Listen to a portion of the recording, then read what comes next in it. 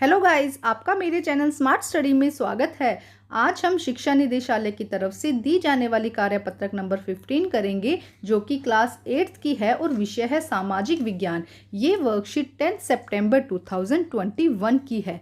तो आइए शुरू करते हैं आज की इंटरेस्टिंग वर्कशीट शुरू करने से पहले प्लीज़ मेरे चैनल को सब्सक्राइब कर दीजिए। तो आइए देखते हैं आज की वर्कशीट। राजनीतिक और सामाजिक जीवन हाशिएकरण से निपटाना पार्ट 2।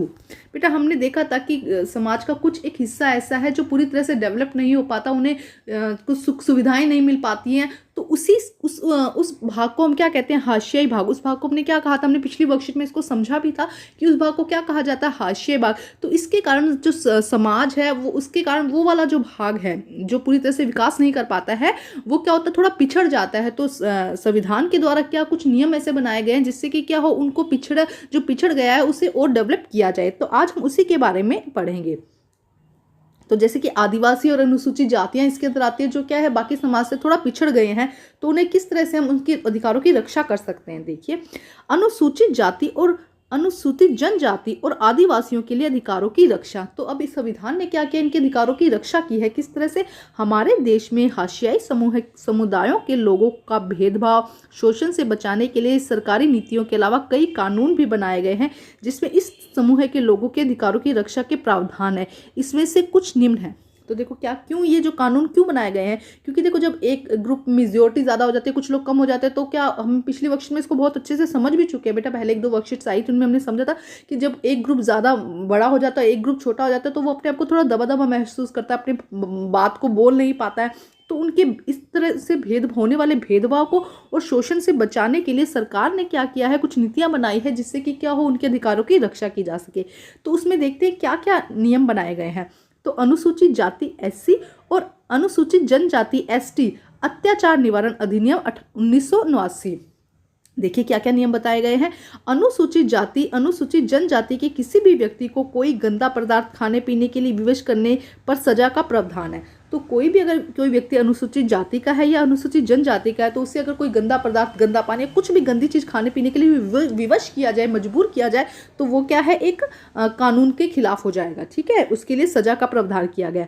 अनुसूचित जाति और अनुसूचित जनजाति के लिए यदि किसी व्यक्ति को निवस्त्र करके घुमाना या उसके चेहरे पर रंग लगाना या कोई ऐसा कृत्य करना जिससे उसकी मानवीय प्रतिष्ठा को ठेस पहुंचे, इस पर सजा का प्रावधान है। तो अगर अनुसूचित जाति और अनुसूचित जनजाति के किसी व्यक्ति को निवस्त्र करके घुमाना या उसके चेहरे पर रंग लगाना या उसके साथ एक तुच्छ व्यवहार करना, एक ऐसा व्यवहार करना जिससे उसकी मान जो प्रतिष्ठा है उस पर ठेस लगे, तो ये क्या हो जाएगा? सजा का मतलब प्रावधान हो जाएगा यहाँ पे। जिससे किसी को आप गलत तरीके से बुलाते हैं तो भी ये क्या हो जाएगा? एक सजा के प्रावधान बन जाएगा। अनुसूचित जाति और अनुसूचित जनजाति के किसी भी व्यक्ति के नाम पर आवंटित की गई जमीन पर कब्जा करने पर सजा का प्रावधान है। अगर उसके द्वारा उस पर कोई जमीन, उसके नाम पर कोई जमीन है और उस पर कोई कब्जा कर लेता है, तो इस पर भी क्या है? सजा का प्रावधान है। अनुसूचित जाति और अनुसूचित जनजाति की किसी महिला को अपमानित करने के लिए उस पर हमला करना या उसके साथ जबरदस्ती करने पर सजा का प्रावधान किया गया है। तो देखो, अनुसूचित जाति या जनजाति का कोई व्यक्ति है, कोई महिला है जिसको अपमानित किया जा रहा है, उसके साथ सही शब्दों का प्रयोग नहीं किया जा रहा, उस पर हमला किया जा रहा है या उसके साथ व्यवहार किया जा रहा है, तो उससे क्या हो जाएगा बेटा? ये भी क्या है? एक सजा का प्रावधान है। तो देखो, यहाँ पे क्यों किया गया है? क्योंकि कुछ लोग समझते हैं कि जो कुछ नीची जाति, मतलब ये कह सकते हैं कि जिसे अनुसूचित जनजाति या अनुसूचित जाति कहा गया है, ऐसे जो जाति है, इनके लोगों के साथ गलत व्यवहार होता है। तो उस व्यवहार को रोकने के लिए, जिससे पहले माना जाता था कि ये ऊंची जाति है, ये नीची जाती है, लेकिन आज के समाज में, आज भारत में क्या है? सभी जातियों को, सभी लोगों को समानता का अधिकार है। सभी, चाहे वो किसी भी जाति का हो, जाति पाति का कोई भेदभाव नहीं है, सभी को क्या है? समानता का अधिकार दिया गया है। तो पहले जो ऊंची और नीची जाति मानी जाती थी, उसमें लोगों के साथ गलत व्यवहार किया जाता, तो उसको रोकने के लिए ये प्रावधान बनाए गए हैं। आगे देखिए, यह कानून 1889 के इन समुदायों की मांगों के जवाब में बनाया गया। इस कानून में शारीरिक रूप से खौफनाक और नैतिक रूप से निंदनीय अपमानों के स्वरूप फर्क कर सूची दी गई है। इसका मकसद दोषी लोगों को कानून के समक्ष लाना था। तो इसमें देखो, पहले ऐसा होता था कि मुंह पर काला काला रंग लगा दिया, इस तरह से अपमानित किया जाता। तो इन सबको रोकने के लिए ये कानून बनाए गए हैं। ठीक है, आगे देखते हैं क्या कह रहा है बेटा। आदिवासियों की मांगे और 1889 का अधिनियम। अब आदिवासी भी इससे परेशान हो रहे थे, उन्हें थोड़ा थोड़ा अधिकारों के बारे में पता था, तो उन्होंने कुछ मांगे रखी और उसमें अधिनियम लागू हुआ 1889 का अधिनियम। और एक और वजह से महत्वपूर्ण है, आदिवासी कार्यकर्ता अपनी परंपरागत जमीन पर अपने कब्जे की बहाली के लिए इस कानून का सहारा लेते हैं। तो जो आदिवासी कार्यकर्ता है वो अपनी परंपरागत जो उनकी जमीन थी उस पर अपने कब्जे, मतलब कि उनका खुद का राइट रहे वहां पर, उसके लिए उन्होंने कानून का सहारा लेते हैं। तो देखो क्या है सहारा। संवैधानिक रूप से आदिवासियों की जमीन को किसी और गैर आदिवासी व्यक्ति को नहीं बेचा जा सकता। जो आदिवासी की जमीन है उसे गैर आदिवासी को, मतलब कोई और जाके वहां से नहीं बेचा जा सकता। जहां ऐसा हुआ है वहां संविधान की गरिमा को बनाए रखने के लिए उन्हें उनकी जमीन वापस मिलनी चाहिए। तो उन्हें क्या करते, मान लो कोई आदिवासी का एरिया है, वहां पे आदिवासी की जमीन है और आदिवासी ने अपनी जमीन किसी और को दे दी, किसी आम व्यक्ति को, मतलब जो आदिवासी के ग्रुप में नहीं आता है, तो ऐसा नहीं बेच सकता पहले, और अगर बेच दिया है तो वो उसको जमीन वापस मिल जानी चाहिए। आदिवासी कार्यकर्ताओं सीके जानू का आरोप है कि, अब देखो आदिवासी कार्यकर्ता है, सीके जानू का आरोप है कि आदिवासियों के संवैधानिक कानून का उल्लंघन करने वालों में विभिन्न प्रदेशों की सरकारें भी पीछे नहीं है। यही सरकार है जो लकड़ी व्यापार, पेपर मिल आदि के नाम पर गैर आदिवासी घुसपैठियों की जनजातीय जमीनों का दोहन करने तथा आदिवासियों को उनके परंपरागत जंगलों से उजाड़ने की छूट देती है। तो देखो क्या कहा जा रहा है, क्योंकि आदिवासी कहाँ पे रहते हैं, जंगलों में रहते हैं, तो क्या किया जा रहा है, आजकल पेड़ों को काटा जा रहा है। तो वो कह रहे हैं कि सरकार भी इसमें पीछे नहीं है, कुछ देशों की सरकार, प्रदेशों की सरकार है, वो भी यहाँ पे क्या है, पीछे नहीं है। वो क्या करते हैं, लकड़ी व्यापार के लिए, पेपर मिल के लिए क्या कर रहे हैं, इन पेड़ों को काट रहे हैं। और ये पेड़ जो जंगल है ये क्या है, आदिवासियों का घर है, तो ये भी क्या है, जंगल उजाड़ने से उनका घर उजड़ रहा है ना, तो इसके लिए ये भी पूरी तरह दोषी है। इसके अलावा आगे देखो क्या कहा गया है, इसके अलावा जंगलों को आरक्षित तथा अभयारण्य घोषित करके भी लोगों को वहां से बेदखल किया जा रहा है। अब देखो जंगलों को क्या कर दिया, आरक्षित कर दिया, भाई यहाँ पे ये जानवर मिलेंगे, ये जानवर मिलेंगे, तो इसके लिए वो जगह आरक्षित कर दी, वहां पे कोई आम व्यक्ति या कोई लोग जा नहीं सकते, उनको अभयारण्य घोषित कर दिया। अभयारण्य भी वही होता है कि उस एरिया को प्रोटेक्ट कर दिया।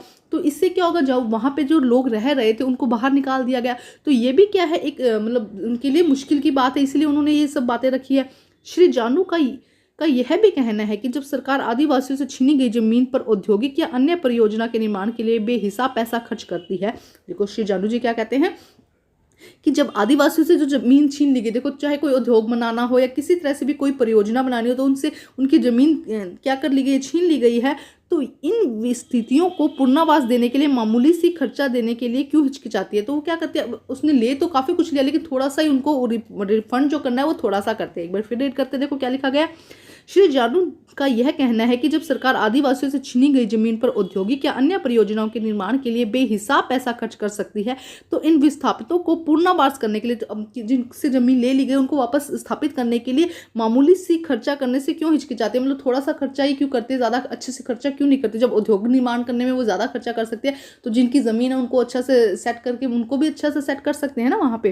तो ये सब आरोप लगाए गए हैं यहाँ पे। ठीक है स्टूडेंट, तो आइए शुरू करते हैं। अब क्वेश्चन आंसर 4 क्वेश्चंस दिए गए हैं, क्वेश्चन 1, 2, 3। तो इन चारों क्वेश्चंस को आइए हम सॉल्व करते हैं। क्वेश्चन नंबर 1 में देखते हैं, अनुसूचित जाति और अनुसूचित जनजाति अत्याचार निवारण अधिनियम 1989 बनाने की क्यों जरूरत पड़ी। तो हमने वर्कशीट में पढ़ा था कि जो अधिनियम 1989 है उसको बनाने की क्यों जरूरत पड़ी, क्योंकि जो हाशियाई समुदाय हैं उनके साथ भेदभाव हो रहा था। तो इसका आंसर हो जाएगा, देश में हाशियाई समुदायों के लोगों को भेदभाव और शोषण से बचाने के लिए सरकारी नीतियों के अलावा अधिनियम 1989 की जरूरत पड़ी। तो ये है आंसर नंबर 1। अब हम करते हैं क्वेश्चन नंबर 2।